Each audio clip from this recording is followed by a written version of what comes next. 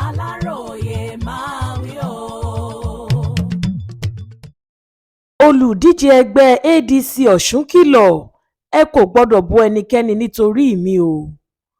Olùdíje fúnpò gómìnà ìpínlẹ̀ Ọ̀ṣun lábẹ́ ẹgbẹ́ òṣèlú African Democratic Congress Honourable Najim Salam ti kìlọ̀ fún gbogbo àwọn tó ń tẹ̀lé láti yàgò fún ọ̀rọ̀ tó lè yọrí sí ìtàkùrọ̀gàn pẹ̀lú àwọn olùdíje mìíràn.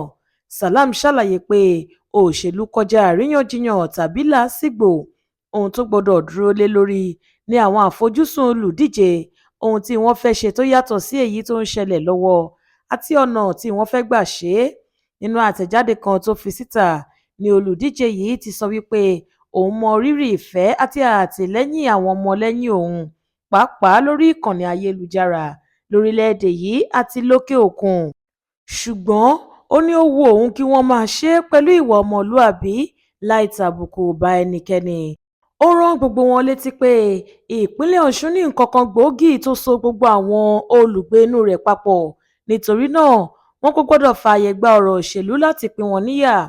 Salam sọ síwájú sí wípé ọ̀kẹ́ àìmọye nǹkan ni wọ́n lè máa jíròrò lé lórí nípa ìdàgbàsókè ìpínlẹ̀ Ọ̀ṣun lórí ẹ̀rọ ayélujára yàtọ̀ sí bíbú ara ẹni tàbí sísọ ọ̀rọ̀ àlùfàǹṣá sí ara ẹni.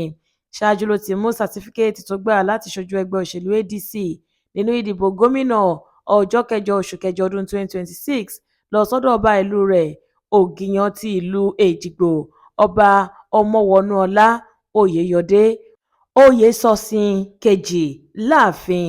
Níbẹ̀ ló ti ṣèlérí pé ìṣèjọba òun yóò jẹ́ èyí tó wà fún gbogbo àwọn èèyàn ìpínlẹ̀ Ọ̀ṣun yàtọ̀ sí èyí tó ń rolé apákàndàpákàn sí.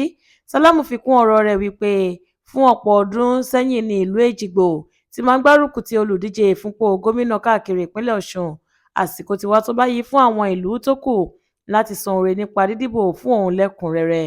Ó ní àsìkò yìí ṣe pàtàkì nínú ìtàn òṣèlú nílùú Èjìgbò, àǹfààní náà kò sì gbọdọ̀ bọ́ mọ́ wọn lọ́wọ́.